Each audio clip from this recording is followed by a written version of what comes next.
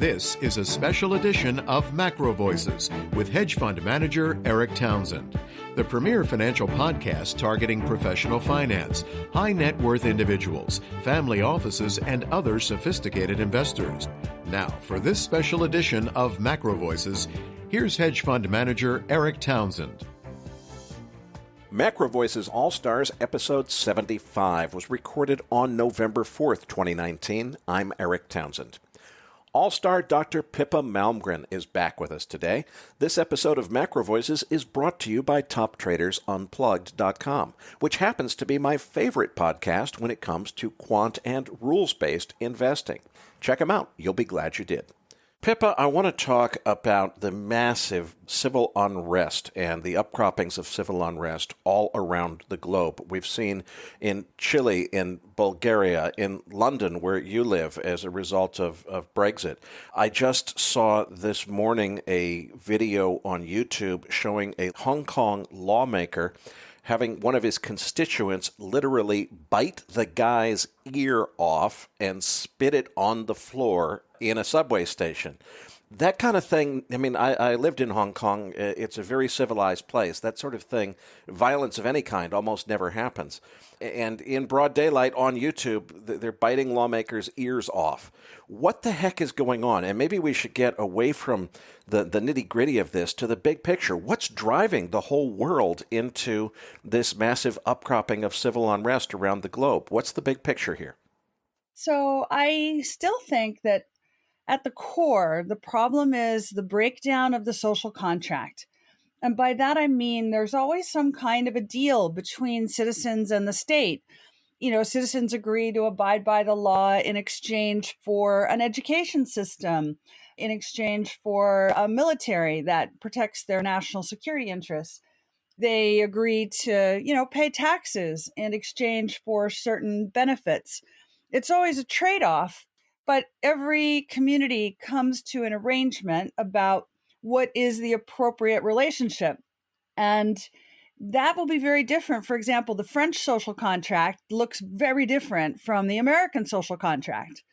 And the social contract under, let's say, George W. Bush looks very different from under Jimmy Carter.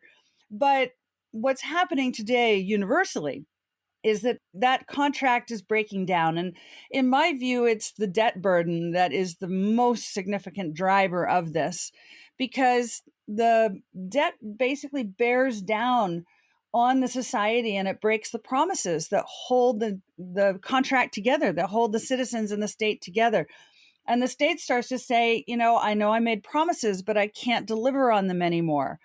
I can't pay you to retire at 60. You're going to have to retire at 68. I can't deliver the health care that was promised. I'm going to give you a whole lot less, which means your life is foreshortened. This kind of thing is causing the public in every single part of the world to say, wait a minute, how come you're in charge? I mean, if you can't deliver me a better future, what are you doing in power? Now, different places deal with this very profound political question in different ways. So I think China, for example, has the public asking this question, not just Hong Kong, but in mainland China. And part of the answer is China's going to pursue this Belt and Road Initiative, which is the biggest global infrastructure project in history. They're going to secure supplies of food and energy and raw materials and ideas and even investments into China. And that will deliver a better future. In other words, the purpose of that project is to deliver hope about a better future. But at the same time, the Chinese also are using technology to begin tracking citizens and their behavior. It's what they call the social credit system. And so if you start getting involved with protests, it will be very obvious to the authorities very quickly. You can wear a face mask in Hong Kong, but the algorithms are strong enough now so that they can pretty much just use your eyes or certain facial features. In other words, the mask doesn't help you. Or you forget that your phone is tracking you, or that some RFID chip in the clothes you're wearing is tracking you. And suddenly it's apparent to the authorities that you were where that protest was. And then what you might find is that in the coming years, you or your kids, you can't get the insurance that you want. You can't pay for things. Your credit card doesn't work in certain locations. You can't get into the schools that you wanted to get into. In other words, there's a price to be paid. And so that breakdown of the social contract is occurring, and the nation is trying to respond to it in the way they think is appropriate. Same thing is happening in other parts of the world now. Many emerging markets, as you know, Latin America, we're seeing this in the Middle East, Lebanon, all places where people genuinely thought that they were going to be better off than it's turned out they are. So they start to protest the policies of the government. And let's face it, this is a period of history when everyone has in their pocket the new form of a union. People say workers can't protest because there aren't any unions anymore. And I'm like, yeah, they don't need a union. They have a smartphone in their pocket. That is the new means by which people can very quickly gather together in large, large groups, reach an agreement on what do they stand for, and bring that protest into the public eye. I mean, if you look at Extinction Rebellion, for example, they can gather an extraordinary number of people in a matter of minutes. You don't even need hours anymore. So this is kind of the new empowerment that technology has given citizens against states. And as they go to the streets, and now the rubber meets the road, and they challenge physically the authorities, this is where we begin to see where we have rule of law and where we have a breakdown of rule of law. And in fact, I kind of think we need new language, because we talk about, you opened by asking me about civil unrest. And what happens when you start to get into uncivil unrest? Where is the line anymore? Once you start having the police firing on citizens, once you start to see citizens physically injuring each other, which is what you described in the event in Hong Kong, now we're not talking about civil unrest, we're talking about uncivil unrest. And maybe this is where, as investors, we need to go back and really, really appreciate the value of rule of law and why it is that we are so willing to put more money into places that have it and so nervous about putting it in places that don't. And I don't think people have really thought enough about the robustness of rule of law arrangements, especially in light of these extraordinary new pressures that are bearing down on the world economy. And by the way, where does all the money go when these events happen? Goes to safe havens. And what are those? The United States, the United Kingdom, industrialized countries, places where people trust the rule of law. Pippa, everything that you're saying just scares me even more, because although I don't have anything close to your background on the geopolitical aspects of this, I've studied the pension system very carefully, and unfunded entitlements and national liabilities. Everything that we've done in terms of policy since the great financial crisis has been organized to bail out borrowers at the expense of savers, including pensions. And what it means is, if you're worried about social contracts being broken, I would say that we're only at the very, very earliest stages of little itsy-bitsy contracts being broken. Major, major social contracts are going to break down in the next decade in dramatic ways.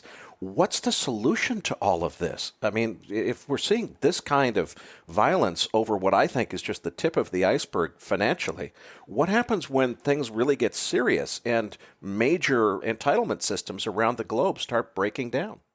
Well, I know that I've said quite a number of controversial things on your program in the past, but maybe the one that created the greatest response from the listeners was when I said that the way the pension crisis gets resolved is people just go back to work.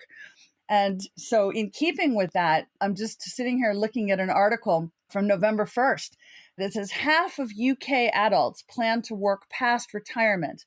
In other words, people are going, the numbers don't add up, to your point. And they're saying the only way out is I got to go back to work. And they may be mad about that, but they won't have that much choice about it.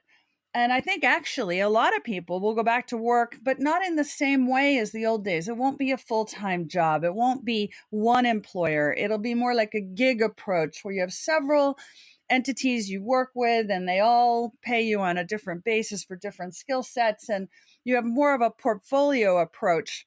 Now, that's if you've got skills and that there's something you can do that's in demand. If you don't have skills, now this is a problem. And this is where I think, again, the social unrest and societal pressures are going to come to bear. It's the people, that some might refer to as the underclass in industrialized economies who don't have the wherewithal, they don't have the skill set. And we're going to need to do something, because we can't simply let those people be, thrown against the shore in a storm. And so, yes, you're right. So what are the options? And I think this is where we all need to think very carefully about digitization. Now, digitization is all about converting the real atoms of the world economy, the physical bits and pieces of things that you can touch and physically, kinesthetically comprehend, and moving them into electronic bits of information. In other words, visual assets, digital assets. Now, you say, well, how will this solve the pension crisis? Well, as an example, you change the whole tax system, because now you can track everybody's physical movements. You can see when they're transacting, what they're transacting, because the digital record is so clear. Because every time you use an electronic online payment, now there's a record. You could try to do some, let's say, deal with the dentist next door, and mow the guy's lawn in exchange for some dental work. But over time, the digitization of the economy means that this too will become visible. The sound picked up by the Amazon Alexa in your house of the conversation where you agree to do this, the fact that you're sitting in the dentist's office for a prolonged period of time in the seat, which is captured by your phone. And so let's just say the insight into and the oversight of the movements and activities in the economy is becoming much more granular and specific. Now, governments believe that they'll be able to raise the tax take because there would be no more black economy. You won't be able to do stuff without it having a consequence. Others will look at this and say, well, this is a kind of Orwellian picture and it breaks the social contract. We don't want government to have all this insight. I think if you flip it around, the other side is true as well. Governments won't be able to spend so cavalierly and driven by pork barrel politics anymore, because there'll be so much more visibility of who got what, when, why. In other words, we're entering, again, a period of history where digitization is going to render vastly more transparent every single thing that happens in the economy, whether it's a government, whether it's an individual, whether it's a corporation. And I don't think that either investors or individuals have really understood what a society looks like when it's that transparent, and what the social contract will look like when it's that transparent. And much of the civil unrest is coming from the complaint that the wealthy don't pay enough, in taxes, that the government spends too much on stupid things. All these questions will no longer be general and hypothetical. They're going to be specific, and you're going to be able to see exactly who's doing what, when, and where. And so, yes, it's part of the solution, but it also may bring new problems in terms of what is the right kind of social contract? What is the definition of a civilized society? What is the right balance of power between citizens and the state, between companies and customers, et cetera? And I think we're just at the bare beginning of negotiating this new environment. Pippa, I want to focus specifically on this issue of technology, because on one hand, I think, as you say, technology can provide transparency that maybe puts some people's concerns at ease. But at the same time, technology provides transparency that may get some people really ticked off if they see what the real truth is. And technology certainly also has been used to organize things like flash mob protests, and to protesters have used technology to combat police in Hong Kong and elsewhere with this sudden growth of civil unrest around the globe. So is technology going to enable more violence and unrest, or is it going to be the solution to this problem? Both are true. It's one of those crazy things. Technology always cuts both ways. It will facilitate both outcomes. And so the question is, how to arrive at the right balance between those things. And this requires some thought and some effort. So, you know that I'm in the drone space, and that's all about digitizing real world assets so that you understand what is happening. Like, for example, mining sites and their what they call tailings dam, which is where all their toxic runoff goes. In the past, they had a rough idea how much toxic waste was in there, and every once in a while they'd misjudge it, and one of these dams would literally break and kill a lot of people and hugely damage the environment. Today, that's no longer acceptable. It's possible to know exactly the situation, exactly the toxicity of the environment, exactly what is the condition of the physical space. And so it's no longer going to be acceptable to say, I didn't know, because you can know. And so this is going to bring a much higher degree of accountability, vastly more efficiency in managing assets. We talk about asset management and we always think of financial asset management, fidelity. But modern asset management is about the physical management of assets and the whole supply chain and efficiencies the whole way. And so as this improves and efficiencies improve, I think we're going to get a lot of performance out of that.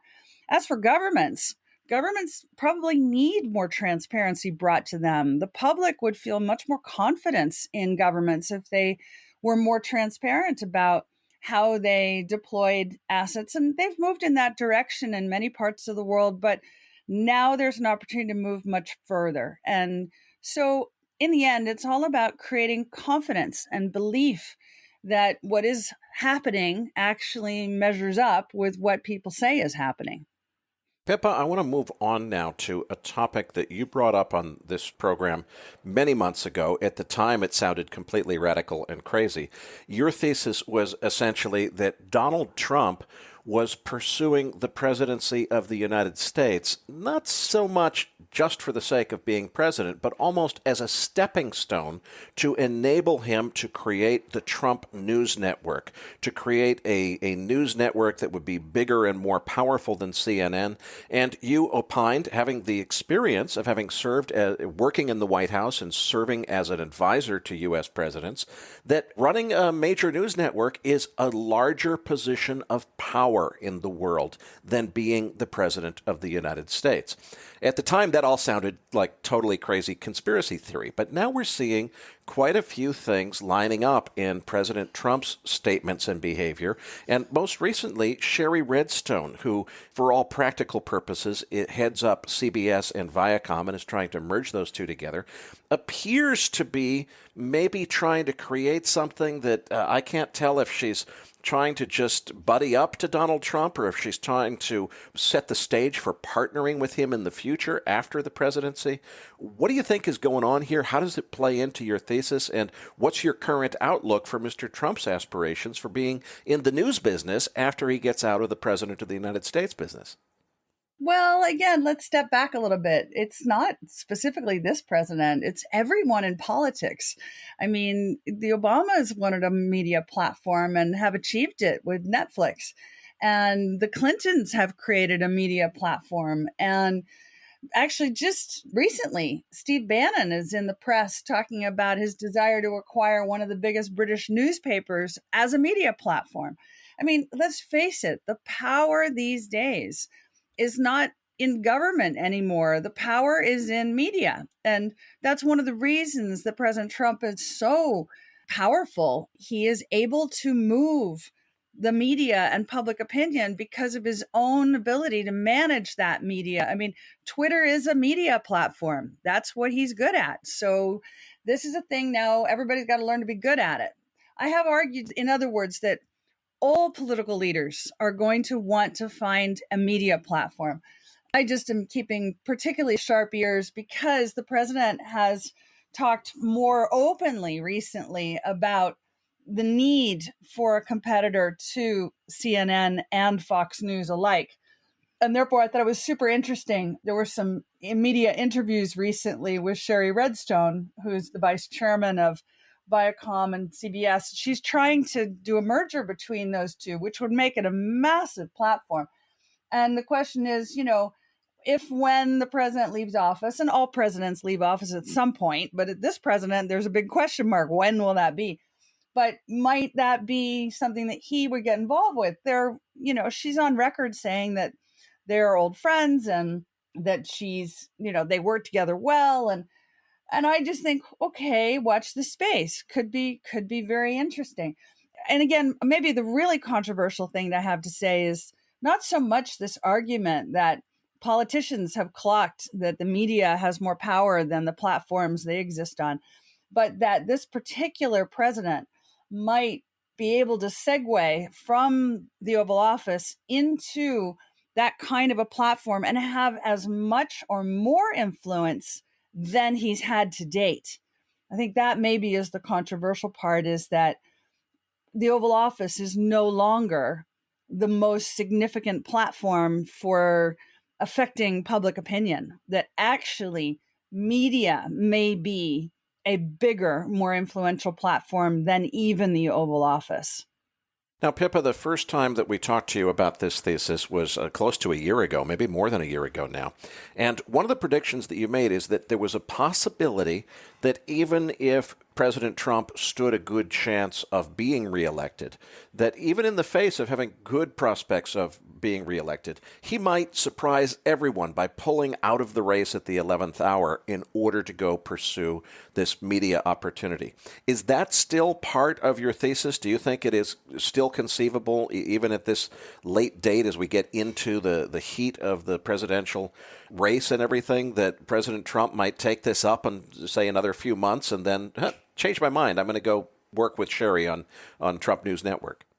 Well, you know what? I think never say never in the current environment. I mean, how many things have we all got right or wrong in recent years? I mean, my prediction was that Trump was going to win the White House, and people thought that was just ridiculous at the time. My prediction was that Brexit would happen, and people thought that was insane. So today, to say that, it's possible is not, I think, entirely crazy, especially in light of the fact that the Congress is now pursuing the impeachment much more aggressively than before. And they're looking for stories and excuses to, bite at the president's ankles. And one can see them unfolding in the press every day.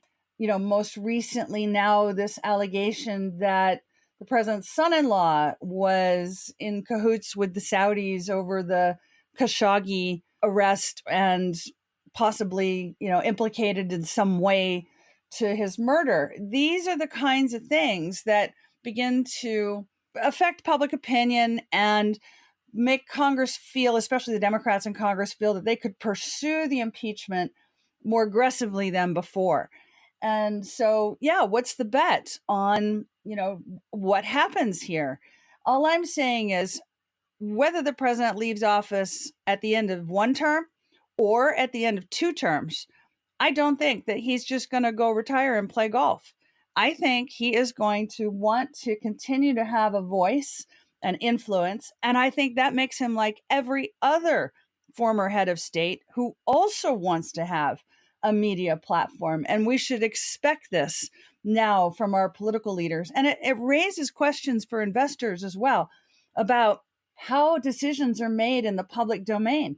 What happens if actually the media becomes more influential in the direction of public policy than the people who make public policy themselves? Again, this is a kind of change in the balance of power between the different branches of government. And that's something we should think about. What happens to our investment strategies? We're so used to, for example, in the United States, you think there's the balance of power between the judiciary, the executive, the legislature, and the media, what they used to call the fourth estate, and the military, right? And there was an understood relationship between those different organizations, those different entities. In today's environment, people are asking questions about all of the above. And as investors, we should think about that. It's so easy for us to take this for granted. Look at Hong Kong. Everyone, I live there too. We all assumed Hong Kong is a lawful place. It's got the strongest rule of law outside of the UK, in an emerging market environment. And yet, how long before it's just blown away by events? Days, absolutely days. So I think it's a really important time for all of us investors to really think through our fundamental assumptions about the balance of power between different entities within governments, about the balance of power between states and their citizens, about what is the social contract, because investment takes place against the backdrop of that contract. And if it isn't what you thought it was, well, this is going to affect your performance for sure. Final topic, Pippa. You have been extremely optimistic in the last year. We even had you and your dad on once, and you debated your own father, who was kind of thinking that the economy and the stock market were getting ready to roll over. You said no. You were very optimistic about both the market and the general economy. You've certainly been right about the market. What is your current outlook? Are you still as optimistic as you have been about both stocks as well as the general economy? I am. And again, just for perspective, I've had this upbeat view. It began with the bailout. I just felt once governments have committed to the bailout, the signal is clear. They're going to put a ton of cheap money to work in the world economy. They're basically going to make it painful for you to save. They're going to force you to put that capital to work. Asset prices rise. That's exactly what's happened. The question is, when does this come to an end? And my view is, well, maybe not for a long time, because the amount that went in was so massive. So whatever the old normal was in stock markets, the new normal is at least $20 trillion higher than it was. Now, not all of that money goes into equities. Maybe some goes into fixed income and properties and lots of other things. But in a world where a little bit of inflation starts to come back, actually, you don't really want the debt. You want equities. And I hear from the world's most significant and powerful investors that they are very keen to be in two areas. One is equities, and the other is innovation. And I guess my biggest reason for betting that we're not going to have this horrible meltdown that so many anticipate is because it's just a very unusual period of history where we have a degree of innovation occurring that is on such an epic scale. It's really only comparable to the Industrial Revolution. And I know it's hackneyed to say the fourth Industrial Revolution. I'm not even arguing that. I might even say this is the second, but I don't even think it's the second. I think it's going to dwarf the Industrial Revolution. And it's across every category of the economy, every sector of business, and I see it as just barely beginning. I think Harvard Business Review recently did a big article about why only less than 20% of companies have a proper digitization strategy. Very few of them are really pursuing this yet, but they will, and the gains will be extraordinary as they come. So I am making a bet that this is a secular shift. Yes, there are cyclical reasons that we might get a little bit of a slowdown, but there are secular changes here that are on such an extraordinary scale that's going to swamp and overwhelm the normal cyclical reasons why we might get a pullback. And I'm sticking to my guns on this. I know it's been a while that I've had this view. It's hard to be right for 6 or 7 years in a row. I realize I may be running thin on time here, but everybody else is so sure we're going to have a slowdown. and a recession, that I actually think the chances of that are radically diminished. It's always when everybody's like, it's fine, it's all fine. Yeah, that's when we get a crash. But when everybody's like, oh my God, the sky is about to fall, they're fully prepared for the downside. What they're not prepared for is the upside. And that means there's more likelihood of that unanticipated upside than they think. Pippa, I can't thank you enough for another terrific interview. We look forward to having you back in a month or so for another update. This episode of Macro Voices was made possible by TopTradersUnplugged.com, my favorite podcast when it comes to quant and rules-based investing. And remember to head over and listen to my conversation with its host, Niels Kastrup-Larsen, which we released on September 7th, 2019. To get the slide deck that Niels shared, head over to TopTradersUnplugged.com/macro slides. And as a listener of my show, you're also able to get Niels' latest book for free by going to TopTradersUnplugged.com/macro. For the Macro Voices Podcast Network, I'm Eric Townsend.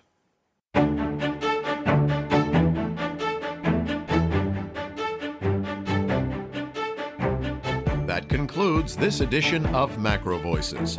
Be sure to tune in each week to hear feature interviews with the brightest minds in finance and macroeconomics.